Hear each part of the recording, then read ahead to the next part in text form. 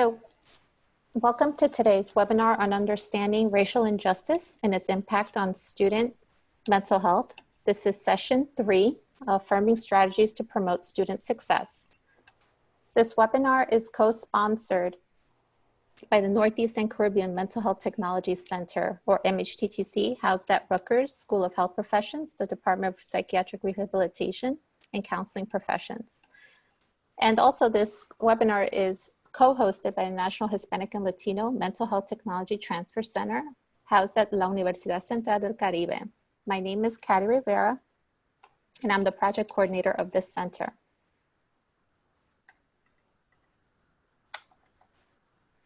So a little bit about us. The Northeast and Caribbean Mental Health Technology Transfer Center provides 5 years from 2018 to 2023, and it's designed to enhance the capacity of behavioral health workforce to deliver evidence-based and promising practices, address the full continuum of services spanning mental illness and prevention, treatment and recovery supports, and then train related workforces to provide effective services to people with mental illnesses. We invite you to subscribe to our mailing list by clicking on the bit.ly link that you see on your screen. And also I will be sending this link as part of our follow-up email, including our evaluation survey, so that you can be kept up to date with our latest resources and technologies and free trainings. Also, at the end of this webinar, we will ask that you please complete an evaluation survey. We have a QR code for your convenience, and we also have a link. The completion of these surveys are very important to us because this is how we are funded. We get credit for every survey that's completed as a participant that completed a training program with us. So, and we also invite you to provide any additional feedback that may also come to mind, and I will put my contact information in the email. Also note that we will be recording this session, and then we're going to be posting it to our website along with the presentation slides and any relevant resources that we have.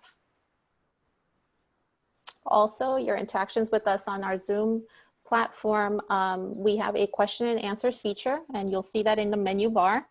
And we invite you to send us your questions that you may have for the presenters. We also have chat and polls. In this webinar, we don't have any polls, but we do invite you to use the chat feature if you'd like to send us a message or even interact with other colleagues that are attending our webinar today. Also, this presentation was prepared for the MHTTC network under a cooperative agreement from the Substance Abuse and Mental Health Services Administration, or SAMHSA. All material appearing in this presentation, except that taken directly from copyrighted sources, is in the public domain and may be reproduced or copied without permission from SAMHSA or the authors. Citation of the source is appreciated. Please do not reproduce or distribute this presentation for a fee without specific written authorization from the Northeast and Caribbean MHTTC. This presentation will be recorded and posted on our website. At the time of this presentation, Eleanor McCants-Katz served as SAMHSA Assistant Secretary. So the opinions expressed herein are the views of the presenters and do not reflect the official position of the Department of Health and Human Services or SAMHSA. No official support or endorsement of DHHS, SAMHSA, for the opinions described in this presentation is intended or should be inferred. Now I'm going to turn over the webinar to our school mental health lead. Her name is PJ Wenger, who will be introducing the webinar series as well as our presenters today. Hello, everybody, and welcome.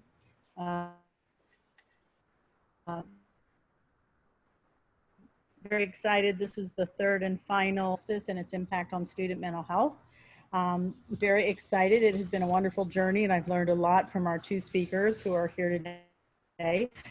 This webinar will provide strategies for student mental health and affirming approaches that capitalize on student strengths and avoid reinforcing stigmatizing beliefs. So our first speaker that I'm going to introduce is Kimmy Carlos. Kimmy Carlos is the founder of Urban Mental Health Alliance, advocating for healthy minds in urban communities. She is the CEO and founder of Kimmy Carlos Motivational Consulting and co-founder and lead facilitator of Sister Wellness Retreats, Healing Spaces for Black Women. Kimmy is also a health and wellness coach with the Institute for Integrative Nutrition, a certified instructor for mental health first aid, and a trained anti-racist. Kimmy is the author of the published book, The Window of Grace, Living in Recovery Through Christian Faith. So with that, I'm going to turn it over to our presenter. Welcome, Kimmy Carlos. Thank you. Thank you so much, PJ, and thank you to the Northeast and Caribbean MHTTC. Thank you to Katia, and thank you to Dr. Romero for presenting alongside of me. I am excited. This is our third presentation in the series, and as PJ said, it's just been a really wonderful opportunity to discuss some topics that were a long time coming. We are in a phenomenal time in history where we are having a lot of social justice reckoning. We're talking about justice and equity. We're looking at how we can better affirm and empower our students of color, and I am just thrilled to be a part of this change. So this particular topic, I really had to sit and do some thinking. In all authenticity and transparency, I am not an educator, but in my work as a mental health advocate and a social justice advocate, I spent a lot of time engaging with our students of color. And the strategies that I want to share are actually strategies that would benefit any student and any student of color, but you're going to hear me talk specifically about our Black boys and girls in our school systems. And so I had to really go and sit and think about, if I had pie in the sky, right? Money was no object, and I was given the opportunity to build strategies that I think would really affirm and empower our young Black boys and girls and our young trans and LGBTQ students of color. You know, what would I want to put in place? So I'm going to share two strategies that I think are important for our educators and one strategy that I think is important for our students. So we're going to spend the next 20 to 25 minutes kind of exploring those and why I feel these strategies would be so empowering and would help to affirm students of color who typically are not affirmed in the way that they need to actually grow and develop.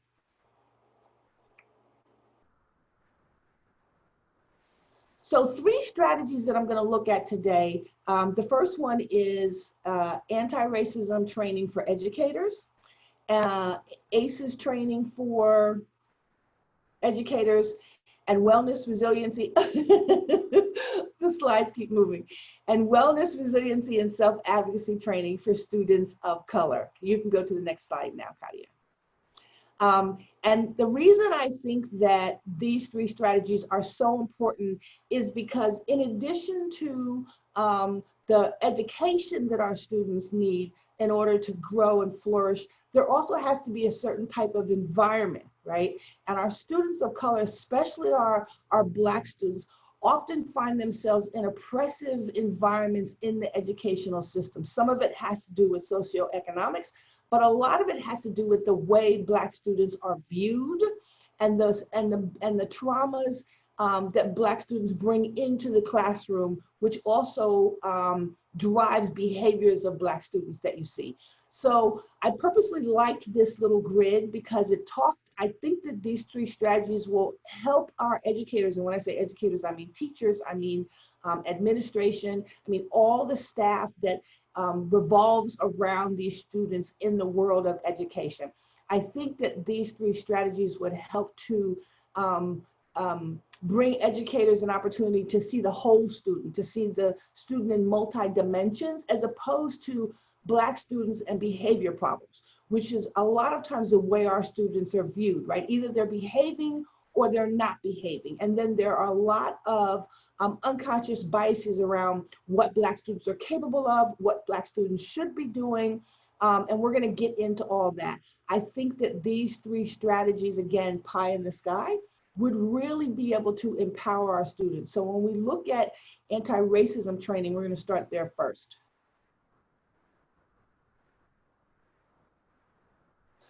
So we talked a lot about structural racism or systemic racism or infrastructural racism. All three of those terms pretty much mean the same thing. But if you really think about the way that impacts a student and education, right? So obviously we talked about what the definition is. Structural racism is the historical and ongoing racial discrimination and segregation of African American, Blacks in particularly, which is typically instigated or sanctioned by government. Structural racism creates inequality in every aspect of life. And this comes from Erase Racism organization. But this chart is really very stark. If you look at the upper right-hand corner of the graph on the left, you'll see it says housing discrimination causes residential segregation and unequal education opportunities. So if you think about historically racist policies like redlining and segregation, and how whole communities and whole generations were literally pushed into housing areas, usually poor urban housing areas, right? And then our educational system is based on our tax structure, right? So if you have a poor community that's paying little to no taxes and the education is based on that money, then clearly it's going to be subpar education, right? So you have students that are struggling with poverty, and then you're also having students that are struggling with subpar education, and that influences the opportunity for students to either go on to higher education or finding employment opportunities, which in turn, the impact of their subpar education in turn affects where they're going to live, and it becomes a vicious cycle. So this is one of the ways, one of the biggest ways that we see structural racism in education, and how that actually oppresses Black students, students of color, but especially Black students. There's a history in this country of the way Black families and Black communities have been oppressed and marginalized, and then it continues to be passed down from generation to generation because it literally affects the education of young Black children. And therefore they don't have the opportunity that other students would have opportunities in other communities. I want to also share that while this is steeped in racism, we know racism is actually born out of capitalism, right? And so a lot of these same issues that we see with this vicious cycle of poverty and subpar education and subpar housing also plays out in the Midwest and our rural areas as well. But that's very different from how the structural racism actually plays into it. So I just want to make sure there's a separation between the two. Capitalism and socioeconomics plays a large part in this, but when it comes to racism, it was designed that way. It was literally designed to oppress entire generations of Black and African American families.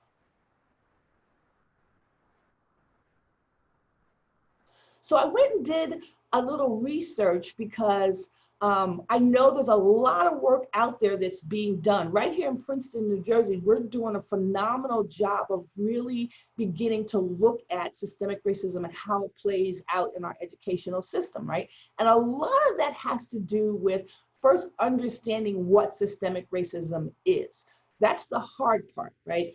Often, if your educators aren't aware of what racism is, aren't aware of how systemic racism is embedded in the educational system, as it is embedded in all of our systems in this country, and if they don't understand how that racism plays into unconscious biases, direct biases, it plays into the way Black students are viewed, the way Black students are treated, the way Black students are criminalized, right? The way Black students are adultified.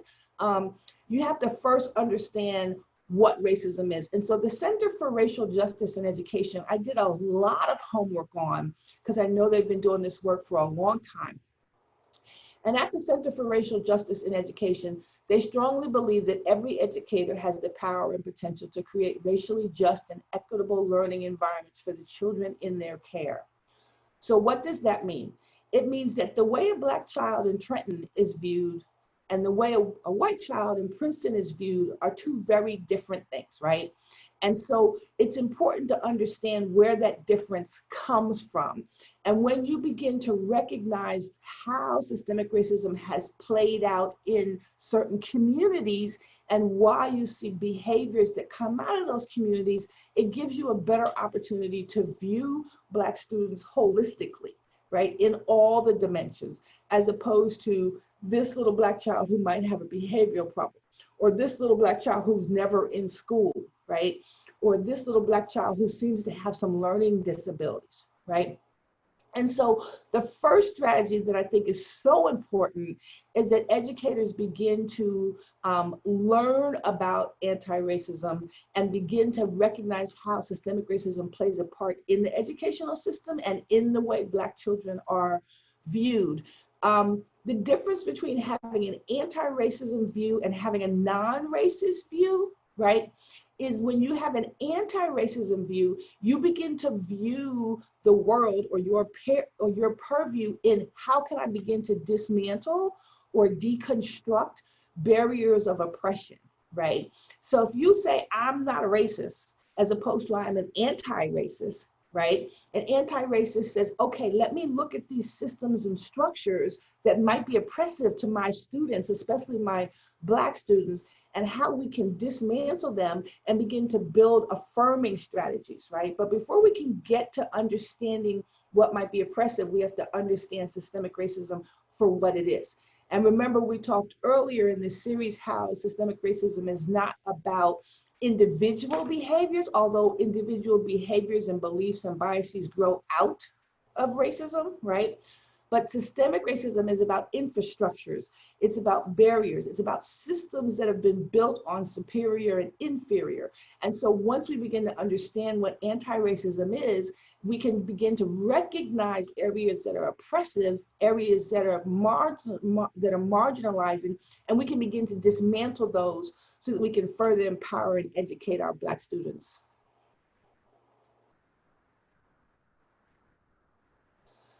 So the first strategy, as I said, was training our educators in anti-racism. The other strategy that I think is really important is training our educators around ACEs, adverse childhood experiences. Now, any child at all, can be a victim of adverse childhood experiences. We know this, all right? So I think all educators should be trained in this to be able to recognize this, but especially our students of color, and even more especially our Black students, because I think you've heard me talk about this before, the anti-Black violence that we see against students. I mean, if you just look at the news in the last couple of weeks and all the stories that have come out about Black children that have been brutalized and abused by law enforcement and by, you know, adults who may not be law enforcement, but are still under the belief that it's their job to police Black bodies, you begin to understand the traumas that students experience, okay? When it comes to Black students. So you're going to see a lot more, or rather higher rates of adverse childhood experiences in Black communities and in Black culture because of the traumas and the generational trauma and the generational poverty that's been passed down. So when we look at ACEs, ACEs are traumatic events that can have negative lasting effects on health and well-being of a child. And so it's research and knowledge that abuse and household dysfunction and neglect is going to be much higher in poorer communities, communities that are much more dense, and communities that have suffered traumas, right? And so you're going to look at children where people with 6 or plus ACEs can die 20 years younger on average than other people. If you look at 4 or more ACEs, there's 3 times the level of lung disease, 14 times the number of suicide attempts, 4.5 times more likely to develop depression, 2 times the level of liver disease, 4 times as likely to have begun intercourse by age 15, 11 times the level of intravenous drug use. Some of the major things that come out of the traumas of systemic racism and the traumas of poverty that comes out of systemic racism are high levels of domestic violence, high levels of gang warfare and street violence, and high levels of substance use disorder, high levels of depression and anxiety disorder, right? And so the way these adverse childhood experiences affect the child actually begins to grow into adulthood. So you look at disrupted neural development, social, emotional, cognitive impairment, adoption of health risk behaviors, disease, disability, social problems, and eventually early death. And so it's like a vicious cycle because we see all these physical, mental, and emotional challenges that grow out of these adverse childhood experiences. And then that behavior oftentimes gets criminalized as opposed to seen as a health condition. So I think every educator needs to really understand what adverse childhood experiences are, and then we can begin to look at ways that we can counter adverse childhood experiences, as opposed to seeing these behaviors in Black children and criminalizing those behaviors because we're not recognizing the traumas that are behind those behaviors. So I thought this chart was powerful. This comes from the nonprofit ACE's Connection. And it talks about the 3 different areas where a lot of adverse childhood experiences come out of. So 1 is household, 2 is community, and 3 is environment. And while I think household is pretty powerful, where it talks about divorce, incarceration of a family member, homelessness, parental mental illness, alcoholism, and drug abuse in the home. And environment, number 3, is pretty powerful, where we talk about climate crisis like record heat and droughts, wildfires and smoke, storms, flooding, sea levels rising, earthquakes, volcanoes, tornadoes, right? But I think it's number 2, where you look at the bottom and you look at the roots of this tree and all the systemic injustices in the community. So when you talk about historical drama, substandard schools, lack of social capital and mobility, structural racism, poor water and air quality, violence, poverty, substandard wages, lack of jobs in the community, poor housing, quality, and affordability. These are systemic injustices that have been passed down from generation to generation that does not allow families to be able to rise above that poverty level. And we have children that are born into that. And these children are sitting in the classroom from age kindergarten with this type of trauma, with this type of baggage. And often, as I say, that's not recognized. But if our educators are trained on what ACEs is and how ACEs affects children and families and communities, then we can begin to look at how we can build affirming structures, policies, procedures, rules, as opposed to structures, policies, procedures, and rules that oppress and that criminalize Black children.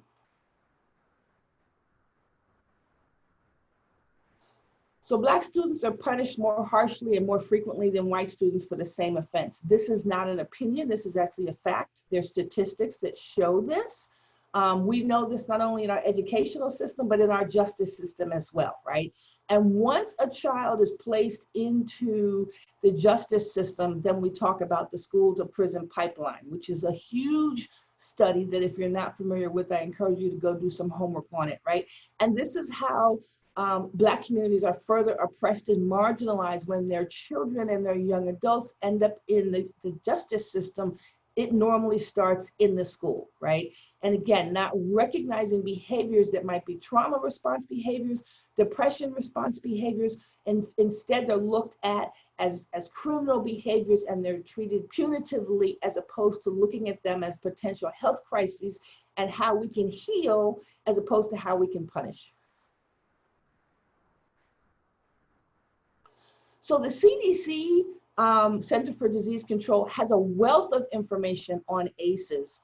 But one of the things that I really liked is this chart, and I've shared this chart in numerous presentations. It talks about ways that we can counter adverse childhood experiences in communities, like strengthening economic supports for families, changing social norms to support parents and positive parenting, providing quality care and education early in life, enhancing parenting skills to promote healthy child development, and intervening to lessen harms and prevent future risks, right? So one of the things that I think is one of the most profound quotes that I ever heard was from Ralph Nader, where he said, "Justice is prevention and charity is administration." So we have a lot of organizations that do phenomenal work trying to support families and communities that are in poverty and that are in trauma, right? But what these steps are talking about is prevention, right? And prevention is justice. The more preventive measures we have, the more systemic justice we build into our procedures and practices, the less ACEs that we have on the back end, right? So if we look at how do we strengthen families, how do we strengthen communities, how do we educate, how do we empower, how do we affirm, how do we uplift?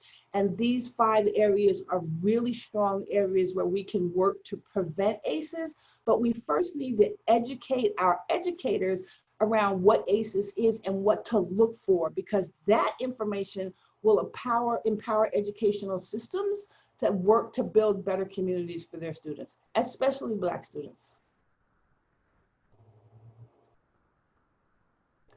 And finally, the last strategy is specifically for our youth. And again, these strategies would work well for any youth, but I'm talking specifically about Black youth because of the very unique challenges that Black Americans have in this country. And so I think it's really important that in addition to the training for educators and kind of reframing the culture in our schools, we also need to empower our students by teaching them healing and resiliency and self-advocacy. So I found this picture that I thought was so cool. It's from the UBC Learning Circle. And I love the way it talks about all the healing and wellness tools that students can have, right? So teaching students what success means, giving them opportunities to learn about creativity and art like music, right? Helping them to grow strong, teaching them how to be proactive about their physical health and their mental health, building social skills, right? There's so many grassroots organizations in our inner cities that are working so hard to do this, that are trying to counteract a lot of the social injustices that we have in our communities by empowering and uplifting our students. And I think that is crucial because a lot of our Black students are not taught how to do this, aren't taught what wellness and healing means, aren't taught how to look for things that are toxic in their life, right? And so one of the tools is to teach our youth what wellness and healing means so that they can recognize that. Because if you're a fish in a fishbowl and you've been swimming in water your whole life, you don't know that you're swimming in water, right? So if you grow up in a toxic, unhealthy, oppressive, dysfunctional community or household, that's normal to you. That's been normalized because you've never been taught wellness and you've never been taught healing. So part of this last strategy for students is to teach them healing and wellness strategies so that that is normal. And that can start as early as kindergarten.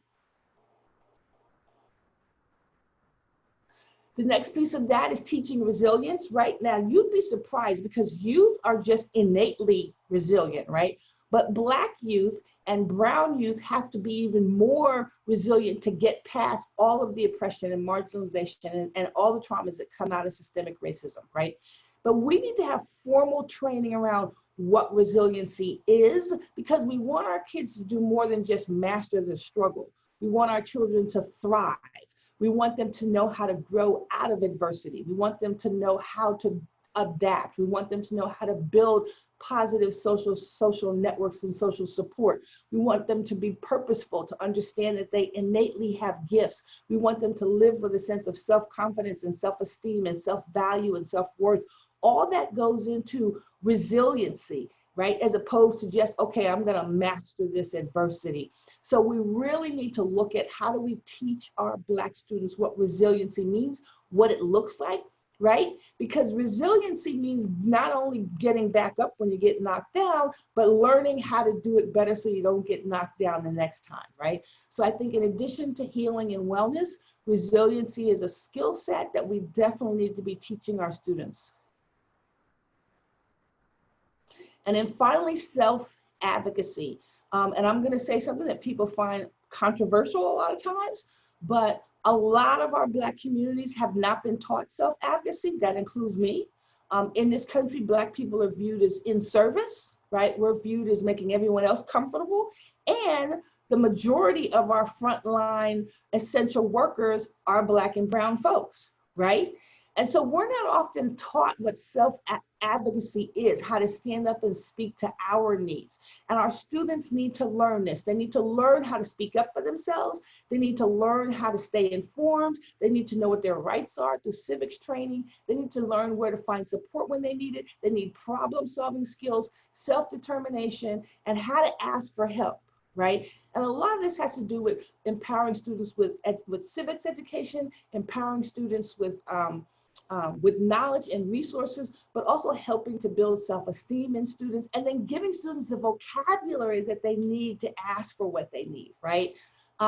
Black and brown students are often shunned when they speak up for themselves, or they're viewed as being aggressive, right? Or they're not being compliant, right? As opposed to hearing what Black and brown students have to say when they try to speak up for themselves.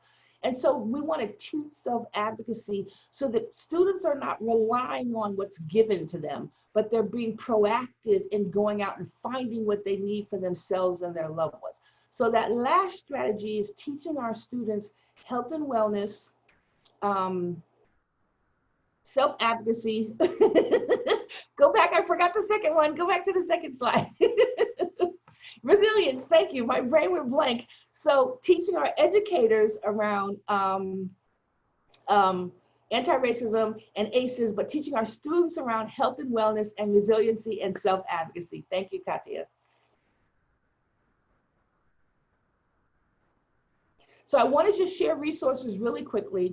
So in terms of anti-racism training, there's another slide that's going to give you a whole host of resources. But if you want somewhere to start, read Post-Traumatic Slave Syndrome. And as drastic as that name sounds, this is a phenomenal book. Dr. Joy DeGruy is brilliant in looking at what generational trauma is, how that has been passed down literally through the womb for centuries, how traumatic behaviors have been passed down, why Black men, women, and children behave the way they do, right? So that's a great start for anti-racism training. When it comes to ACEs, The Deepest Well by Dr. Burke Harris, Nadine Burke Harris, who's also another phenomenal, brilliant woman who talks about what ACEs looks like and how that has a long-term effect in the physical, mental, and emotional life of adults who have gone through these traumas as children.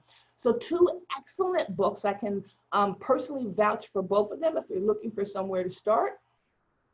In addition to, next slide.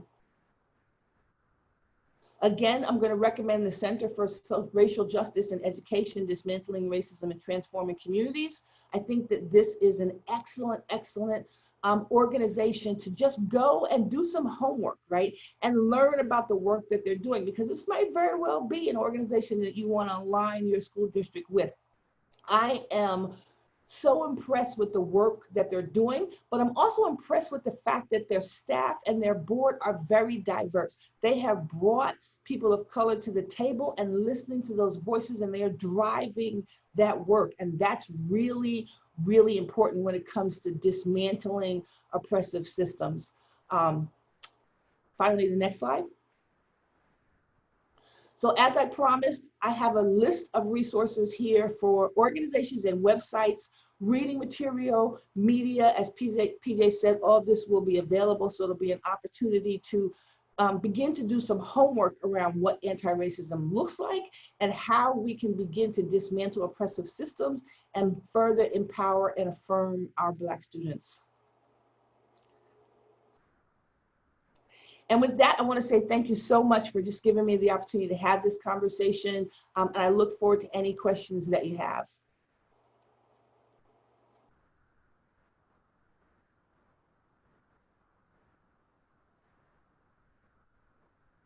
Okay, with that, I'm going to introduce our next speaker.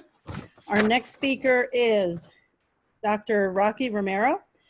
Dr. Romero is the CEO and owner of J.R. Romero and Associates, a training and consulting company he started almost 20 years ago. Dr. Romero is a former assistant professor for New Mexico Highlands University School of Social Work in Albuquerque, New Mexico. He served as the co-chair for Governor Richardson's appointed New Mexico Higher Education Department on Cultural Competency Task Force, on executive council member for the New Mexico Consortium for Behavioral Health Training and Research. In addition, Dr. Romero completed his doctoral studies at the University of New Mexico in language, literacy, and sociocultural studies. Dr. Romero has been a trainer and consultant for the National Hispanic Latino MHTTC for the last 10 years. He is focused on culturally appropriate treatment while focusing on reducing health disparities for people of color. So with that, I welcome Dr. Romero. Thank you so much. I'm happy to be back, and thank you to Kimmy for such a great introduction to the content and material, and of course segue to our portion of the presentation. Again, I represent the National Hispanic and Latino Mental Health Technology and Transfer Center out of the Universidad de Caribe in Bayamón, and I'm very happy to be here. Thank you again for the organizers through the Northeast and Caribbean MHTTC. So today I'm going to look at kind of understanding, again, looking at it from the broader perspective of understanding racial justice and an impact on student health. More specifically, we'll look at strategies that are most appropriate for the Latinx communities. And then we'll talk a little bit about, again, how language matters within that context as well. Next slide, please. So we really believe, again, implementing culturally responsive and racially responsive mental health services in schools while considering race and ethnicity is all of our responsibility, right? We have a duty to help those that are needing assistance in traversing the world that they've been introduced to through immigration and coming to the United States, and being in an institution within school settings that allows us to have firsthand impact and direct impact to students of color, especially Latinx communities. Next slide, please. So the goal for this section, again, is just to look at kind of best practices, share with you some of the culturally responsive approaches that we've outlined, looking at some of the evidence-based models specific to mental health, and then of course scattered throughout, we'll talk about the roles of educators, but also looking at how do you design and implement school-based mental health services that are culturally and racially responsive. And that's where the MHTTC and our technical assistance, again, fully funded through SAMHSA, to help organizations and agencies that specifically serve Latinx populations, to help them develop infrastructure, to adapt best practices, and even to adapt evidence-based practices that may be more appropriately culturally and racially fitting with your population. So a reminder, we want to address the use of language also in this presentation as it relates to Latinos, and of course, most often looking at it in this presentation, its impact on mental health, especially in Latino youth. So we want to recognize how cultural bias, socialization processes, and prejudice impact our use of language. And again, these are some of the reminders from last 2 weeks ago. For those of you that were able to join us for the first session that I did, we talked about how language use many times frames students' experiences within schools and within other institutions that they have contact with. So we want to recognize that language. We also want to identify ways in which language can be used to improve mental health among Latino youth. So using a person-centered approach in language use around empowerment, and like Kimmy introduced, around resiliency and empowerment and self-care. So really looking at what that looks like from a Latinx population is kind of looking at it from, again, a view that is not so much one that criminalizes or even clinically diagnoses students, but more one that understands their journey and the way that their experience has been framed for them. We want to make sure that we take that into consideration before we jump into the intervention kind of portion of our work. Next slide, please. So implicit bias, those of you that were with us last week and those of you that are new, again, just a reminder, it's defined as attitudes or stereotypes that affect our understanding, actions, and decisions in an unconscious manner. It contributes to the dynamics of our social interaction. So again, critical self-reflection, as I introduced last week, is very important for us as educators and providers to constantly do, to understand what is our implicit bias, what is and what are the beliefs that are both favorable and not favorable when it comes to interactions and belief systems around racial groups. What is our belief system when it comes to prejudices that maybe we were taught within our family structures? And that's, I hope you all understand that, that's initially where we understand and we come to a definition, in a way, a working definition as young children of what race and racism is. And our families, to a large degree, shape that process, right? And we have to understand that. So sometimes within a school setting, we're working to try to untangle and peel back some of those beliefs through socialization. And I think that's where some of the skills that we're going to introduce today are going to be, I hope for you, helpful. Next slide, please.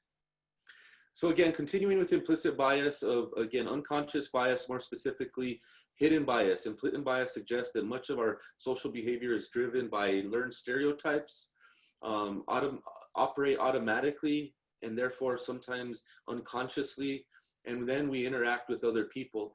I introduced cognitive dissonance in the discussion 2 weeks ago as well, where at times when we are in a position where we may, as individual educators, providers, or just human beings, recognize our bias and our racist kind of learned behaviors, and we start to speak about that. And because of being politically correct now and all the focus on racism currently, we may catch ourselves in a situation where we are being prejudiced or racist towards a group or an individual that comes from a larger group. And we have to understand that at times then we kind of use cognitive dissonance to push away from that feeling of discomfort that we experience, because by golly, we're not racist. We have brown and black friends, right? And we're colorblind.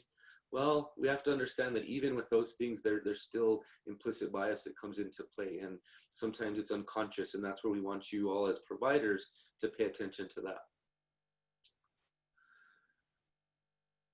Well, so now kind of looking at this from cultural responsiveness. So we kind of took these first few slides, if you will, as part of a breakdown of how can we as individuals, as human beings, as providers, school social workers or school personnel recognize our own stuff going on. This is now kind of looking at it from a systematic kind of view or institutional view. So recognizing a student's cultural identity, documentation, definitely the family's generational time within the United States, and strategies for acculturation impact their health and well-being. And for us, it's important to understand the four kind of concepts that we're talking about here: cultural awareness, cultural identity, cultural fluidity, and cultural humility. So understanding the awareness portion from just, again, being aware of the clients that you serve, the students that you serve, understanding their experience with immigration, with acculturation that has led to their cultural identity development.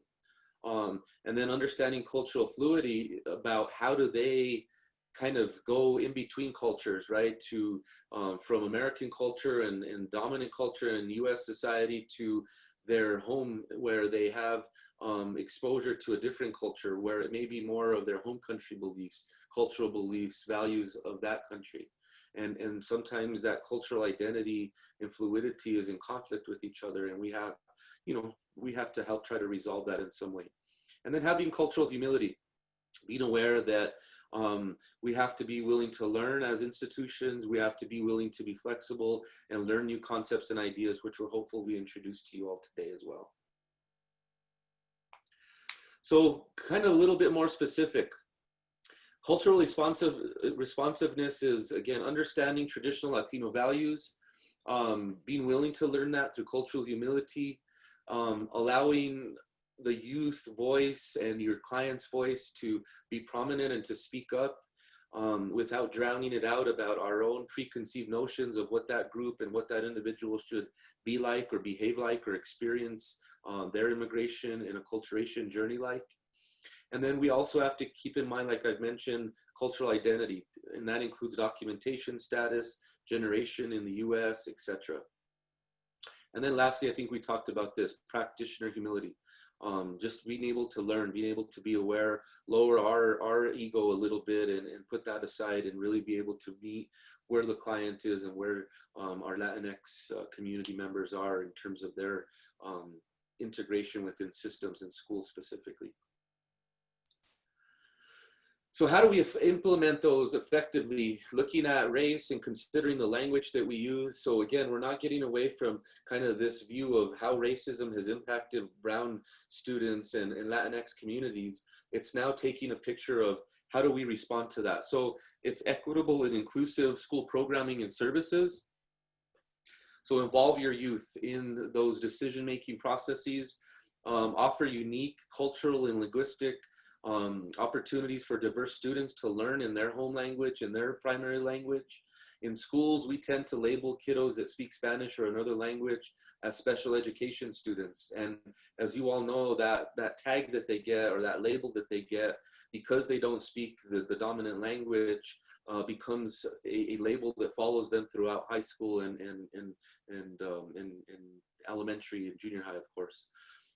We definitely have to make a conscious effort to address inequities due to systematic oppression. And we talked about this last week. Within schools, we know that certain classes and tracking within schools, like AP classes and classes that are more designed for our brown and black kids, and looking at that through even military recruitment approaches rather than giving them the skills that they need to succeed in college. So we really have to look at how is our school and our institution functioning and kind of pigeonholing, if you will, or putting brown kids and black kids into specific groups rather than giving them the same opportunities that other dominant group kiddos may have. And then understand cultural dissonance and cognitive dissonance, I think, is extremely important, as I mentioned earlier. So a culturally responsive approach, and this kind of comes from the Cultural Formulation Interview, and that looks through the lens of the DSM-5, and it's an interview that you can even pull out there, even if you're not doing specifically diagnosis within the schools. It's a good instrument that you can use and reference and maybe even adapt to be able to do accurate and effective assessment of what the needs of Latino families and young people are. And it looks at all these different points here: immigrants and refugees, explanatory model, looks at cultural identity, level of functioning, psychosocial stressors, looks at caregivers that are involved, right? Extended family and other community-based caregivers. It gives a perspective of school-age children, and if that's obviously populations that are involved in the home, looks at social networking and coping and helping seeking behaviors, as well as the client-patient relationship. So it's really helpful in initially establishing a cultural snapshot of the family that you're working with. So how do we do this? As a direct service provider, there's a few models here that we're introducing that we want you to consider that would help kind of look at this from this cultural and racial lenses of things. So we want to really introduce the mental health promotion model, multi-tier systems of support, even looking at of course, the MST model that's really, I think, well documented in its efficacy. What I would say is that model still needs to be adapted to be culturally and racially responsive to brown and black kiddos. And I think that that's something, of course, that as an agency, if you reach out to us, and I'm sure the Northeast Caribbean MHTTC would be willing to help organizations in their area develop more effective and culturally responsive strategies, even if it is through a model that you already have adopted. So kind of breaking these down a little bit more, the mental health promotion model, again, it looks at the importance of school environment to promote universal and social development, character building, and social and emotional skills. And as you all know, more and more schools are adapting and adopting social emotional learning strategies. And this fits within that, definitely. This model equips staff and educators, again, to implement classroom-based learning around positive behavior, social inclusion, and problem-solving skills. And then lastly, again, looking at social emotional learning as one aspect of the mental health promotion model. The multi-tiered system of support model looks at 3 specific tiers: universal, so all school population; targeted, very specific classroom intervention or subgroups. So that could be whether it's racially driven within your schools. I know last week with Sarah Howell, who gave you guys an overview of the school that she's done work for, that's very specific to first generation immigration and families who have immigrated here. And it really takes a very specific focus on their experience. And as Kimmy mentioned, we've done presentations also as part of the MHTTC around how adverse childhood experiences have also impacted or been developed through a child's immigration experience. And I think that's an important concept that we have to tie these together in terms of Latinx populations and African American populations as well. And then in the intensive, again, is looking at intervention through individual diagnosis and or specific targeted groups. So that's kind of the strategy from this universal to much more of a subgroup or subset as well. Community-based mental health or mental health services in the schools model. This is pretty much the model that we're following as a center, and that's based off of, again, SAMHSA's funding, and has outlined school behavioral health as one of the very specific strategies to be focusing on the last several years or through a 5-year period. This model is to support existing mental health interventions, through the model that we teach on and train on. If this is an area that you want to get your school better trained on, we're able to do that, and it goes through and breaks down each one of these different sections. And one is recruiting and leveraging or implementing a school-based mental health task force, if your school doesn't already have that. This model, to a degree, assumes that there's some movement around mental health within a school already, and most schools obviously do have some sort of intervention available to kiddos. And then the last area here, services, very specific services. So helping schools and organizations develop strategies, and through those services be very specific in the interventions that they're implementing relative to experiences that the Latinx population may be experiencing. Like, and Kimmy mentioned this earlier, which I think is great. When you go back to ACEs, you also have to kind of look at Maslow's hierarchy of needs, right? And this does a great job of really looking at families and what their immediate needs are connected to the larger school-based, community-based kind of interventions as well. So as we move into kind of now, how do educators and you as providers start to become more racially aware, again, through critical self-reflection, as we started 2 weeks ago and kind of summarized for you all today. But overall goals for educators and other professionals that we can also start to look towards is increased cultural awareness. And we can also talk about racial awareness, right? So, or racism awareness. Kimmy mentioned this, and I spoke about this 2 weeks ago as well, but redlining is alive and well in our communities. Unfortunately, President Trump has racially said that outwardly, that those that are enjoying suburbia don't have to worry about poor community members moving into their communities any longer. And that's a direct, approach that reinforces old patterns of racist behavior connected to institutional racism along redlining and thinking of that. If you're not familiar with redlining, again, there's other books like Kimmy has mentioned, and thank you, Kimmy, for providing those resources as well. But I'll share with you guys other resources here at the end, and of course in our reference page, our bibliography here, it does note some of that as well. The second bullet, advocate for more the use culturally appropriate assessment, the use of culturally appropriate assessment tools, increase engagement with Hispanic and Latino students and families, and connect culturally relevant mental health resources in the surrounding community. Now, another resource that I'm not sure if I mentioned it last week, but Alexander has a great book, The New Jim Crow, and it really talks about the school to prison pipeline that I think I mentioned a couple of weeks ago. I know Kimmy mentioned it earlier, but that book does a really good job in showing how institutions have criminalized the brown and black body in school settings, and how punishment for very similar instances for their white counterparts have been very harsh and punitive and criminal in many cases. And if we're truly going to address racism and truly look at it through this lens and not be afraid to have those conversations, we have to understand how that still plays out within schools.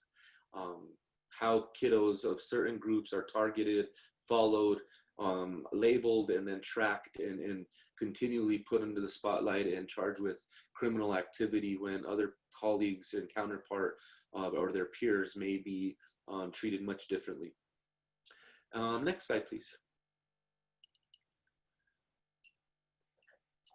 So school administrators, I think that you have to have courage. You have to be courageous, and you have to be willing, and you have a bunch of colleagues out here, myself, I'm sure Kimmy and PJ and others, Kati, will be more than willing to be advocates and support systems for you all, especially for you as principals, superintendents, administrators. A lot of times we get pressure from other entities to not talk about race, to don't engage those conversations. You have to be courageous enough to enter into your system and outwardly talk about these situations and address them directly head on without trying to push them away, not address them and keep them hidden, you know, in the elephant in the room, so to speak. So create and support opportunities to increase racial and cultural awareness through training and staff development. Reach out to us, the MHTTC, or again, the Northeast Caribbean MHTTC, and we can help with those trainings. We have a plethora of trainings and resources on our website, so please go there and also see what we can help you with. Foster community-based relationships. Definitely include family engagement as one of your goals as a community or school-based agency. Reach out to family members, show them that you're a safe space. You're not a space that's going to report families to immigration or make them feel unwanted or othered within your community. As school personnel, we have to pay attention. If you were a part of the first series that I gave, looking at what language is used within school policy to either alienate, other, or exclude certain racial groups. And then the last bullet here is support the development of school-wide referral protocols for, again, linking Hispanic and Latino communities to the appropriate mental health services in your community. As mental health providers, create and support, again, opportunities to increase cultural awareness, same as the last slide, foster community-based partnerships, support development of school-wide referral protocols. Definitely become more aware of unique situations that Kimmy mentioned and I'm mentioning, but adverse childhood experiences is huge, and we have to pay attention to that because we know that Latino and Latinx populations that have immigrated experience acculturation stress. They experience migration trauma and discrimination along that journey. So a lot of times adverse childhood experiences comes in many different forms with them. And as Kimmy mentioned in the slide that she showed, we've shown and we've looked at the research, 1 or 2 ACEs increases your chances of suicidality by about 20 to 30%. And that's just 1 or 2 ACEs. Many of our Latinx population students are coming with 3 or 4 ACEs. And that puts them in a very dangerous position for early death, premature death, early exposure to alcohol and drug abuse, early exposure to mental health disorders, and unfortunately suicidality, which we see as a huge phenomenon within our Latinx populations as well. Next slide, please. As educators and paraprofessionals, we want to make sure that, again, seek out cultural awareness training and development. Become trained in mental health first aid, especially, again, educators, typically in curriculum, and my doctoral studies is in education, and I know that not a lot of schools train teachers to be in mental health. So going out and seeking mental health first aid training, it's, I think, a 6 to 8 hour training. It's really good. It gives you some language and some ideas about signs and symptoms to pay attention to in your classrooms and in your schools. Become familiar with unique and needs of the Latinx population. Recognize, again, migration trauma as opposed to, and it may show up at, especially in elementary and junior high, but even high school, Latinx populations that have physical symptoms or report physical symptoms. And we as providers have to validate that those physical symptoms like stomach ache, headache, body aches may be more connected to mental health and or racist experiences that they've had. And we're seeing that that plays a big part in mental health with our young people today, especially with the language that our leaders choose to use around immigration and around criminalization of people that are seeking asylum in our country.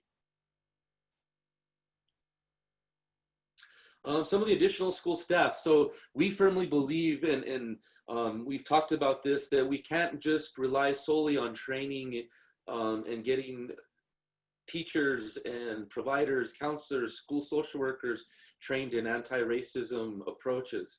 We have to include custodians. We have to include our food service workers.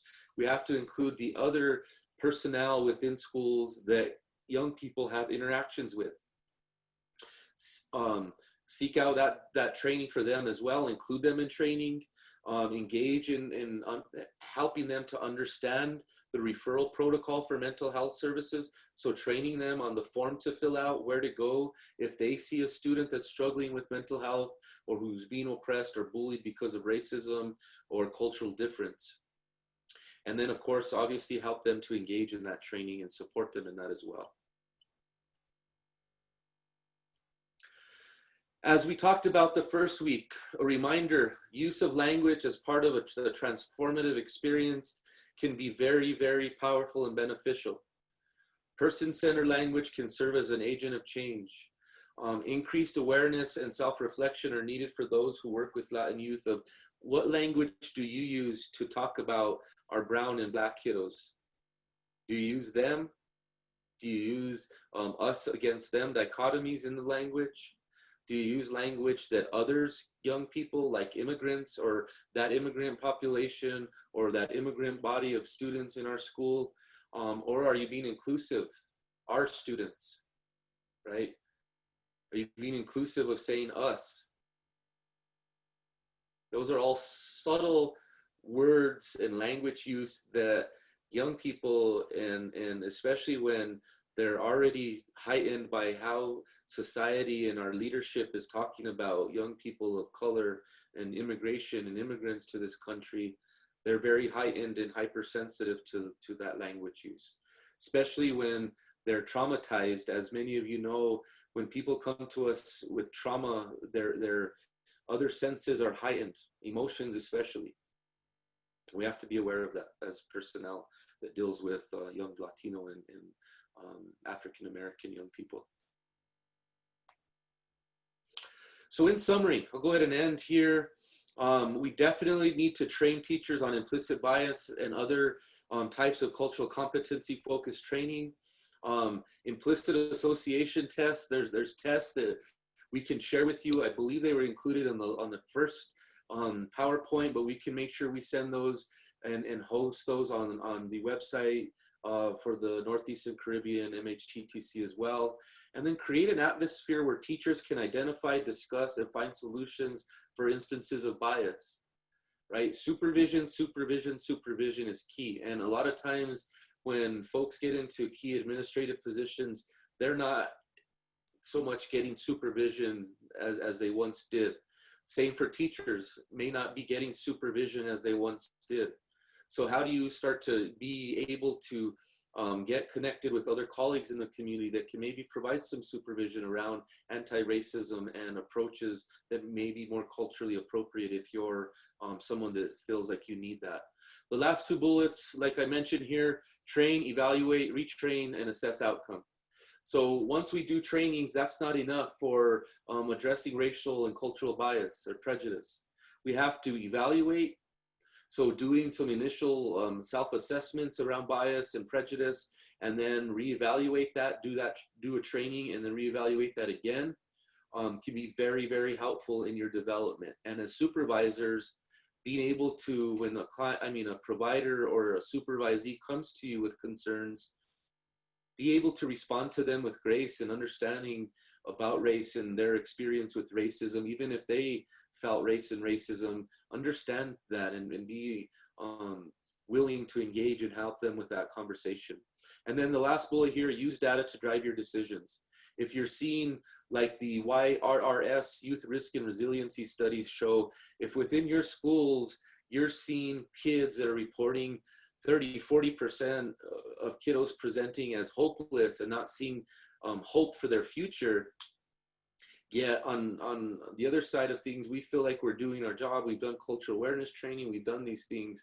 If the data doesn't match with that and kiddos are still reporting high levels of hopelessness, high levels of suicidality or thoughts, we still need to make some changes, and we need to understand that moving forward, that we have to be willing to be flexible and change as we seek new information with data. I think that is it for me, the question and answer period. And I'll send this out. I think there was and some of you may have seen this in Facebook today, but there was a picture that was of a young brown child, Latinx community, holding onto the cage and a fence. And it just reminds us that as we sit here and talk about racism, we have to remember the brown kids and families that are still incarcerated and kept within a prisoner camp within the land of the United States. And these people are put in prisoner camps under the auspices of immigration policy and illegal immigration. That's another form of institutional racism, right? Changing the language and the way that we describe people that are seeking asylum from violence and oppression to criminals, immigrants, illegal aliens coming here illegally. So in closing, I'll end there. We could go on and on. I'm very thankful again to Kimmy. Thank you for allowing me to share the stage with you, Kimmy. Thank you to PJ and to Tati for being our moderators and for inviting us to present. And I'm hopeful we can continue this work in dialogue moving forward. So thank you all again. Thank you, Kimmy and Dr. Romero. We have a few questions. So Kimmy, for you, I would just ask you in the chat box if you can give us some information on the anti-racism training that you did with the Diocese of Trenton. Yes, happy to do that. And also the request is for the resource that you talked about, the pipeline articles. Yes, that actually, Dr. Romero shared that, and it is The New Jim Crow by Dr. Alexander. So I'll put that in the chat as well.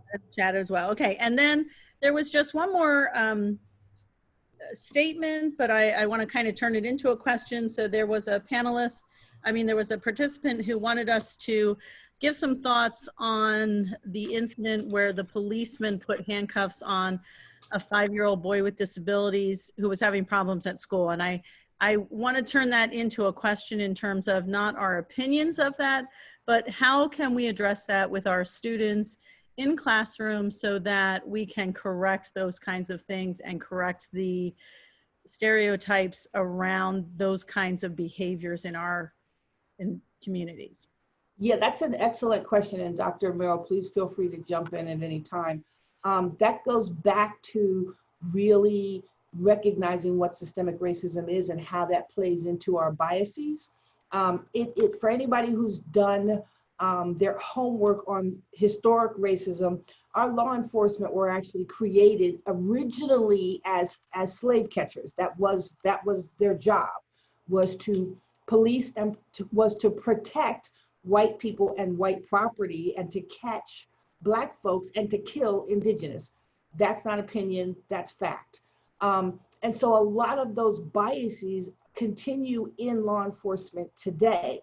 And part of that is adultifying and criminalizing young Black and brown children. So in addition to that 5-year-old that was handcuffed, we have a mother who had 4 girls in her car, and the police surrounded the car, pulled her and all the children out. They're all handcuffed and laying on the floor in broad daylight. The 2 young Black boys who actually called the police themselves because they had been robbed. And when the cops showed up, they pulled the guns on them. So all of these play into the way law enforcement and the way our educational system, the discipline systems in our educational systems view Black children. And they're not viewed as children, they're viewed as little adults who are violent and are some way a threat. So you asked how we can undo this. Again, it goes back to really having training around where these ideas and concepts come from and how they have been built into the systems that we create in our school systems. And it comes down to education, education, education. You have to understand the elephant in the room, which is systemic racism. And then that helps you to see through different eyes and understand the way different systems are oppressive to one children and very different for other children.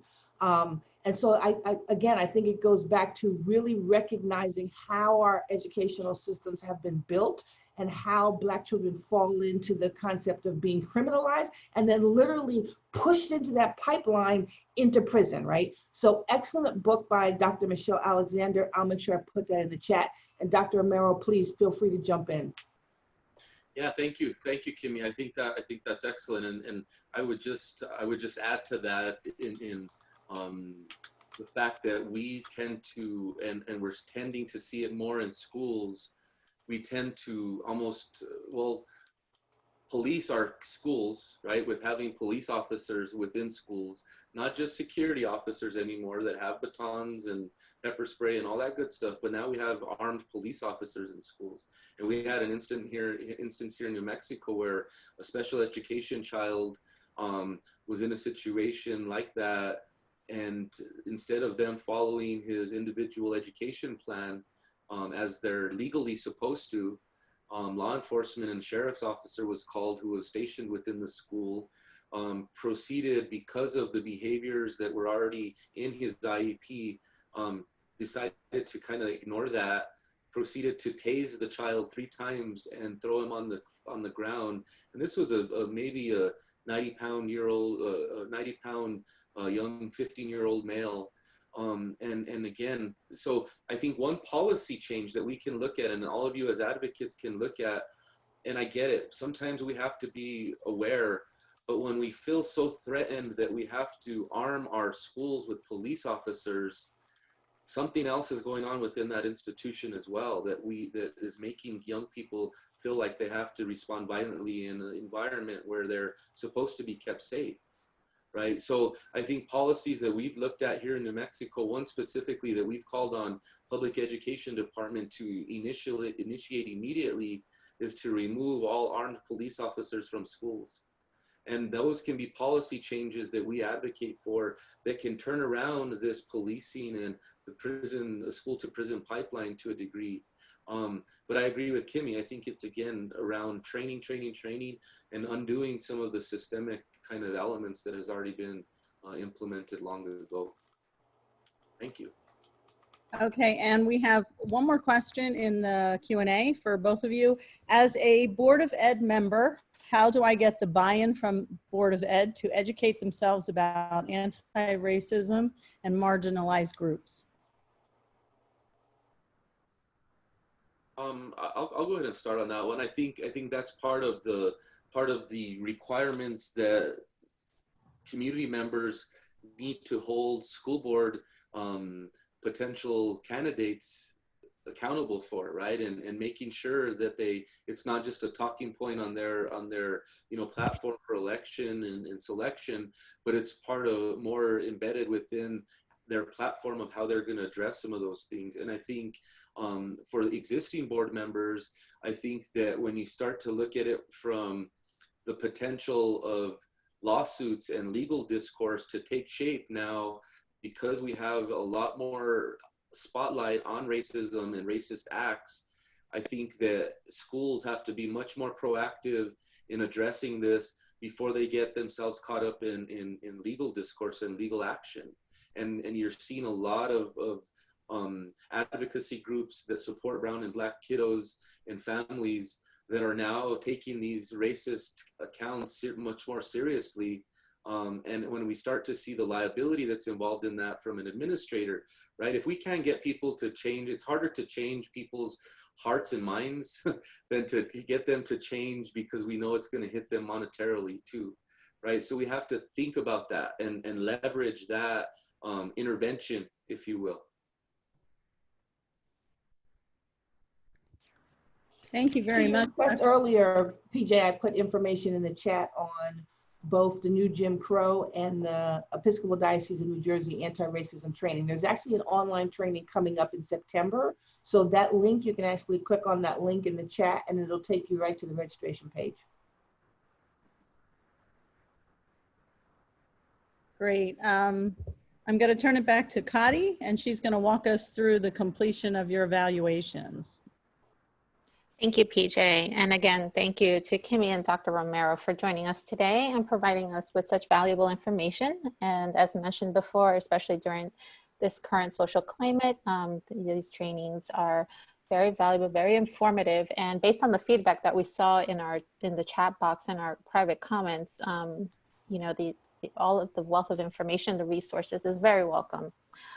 So like PJ said, on your screen, you see a QR code. If you could please either take a moment to complete the survey via the QR code. I will also be sending a link to our survey, and as well as following up with another email to the link to the recordings, the presenter slides, and a certificate of attendance.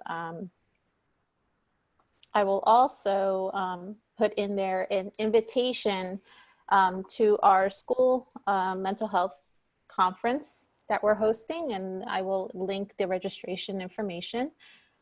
It's on August 19th and 20th, and we will be sending registration links to particular training workshops by the end of this week. Our contact information is on this screen as well. You can either call us, email us, or visit our website. We also have a Facebook, Twitter, and LinkedIn page. And then in the email, I will also list my contact information. If you have any specific questions to our presenters, you can also send it to us and we can forward it to them, or I can also include it in the email. And then in the presentation slides, we also include all of the references that were discussed today, as well as resources. So again, we thank you for joining us, and thank you, PJ, Dr. Romero, and Kimmy, and I hope you enjoy the rest of your day, and I hope you stay safe and well. Thank you. Thank you, everyone. Bye-bye. Thank you.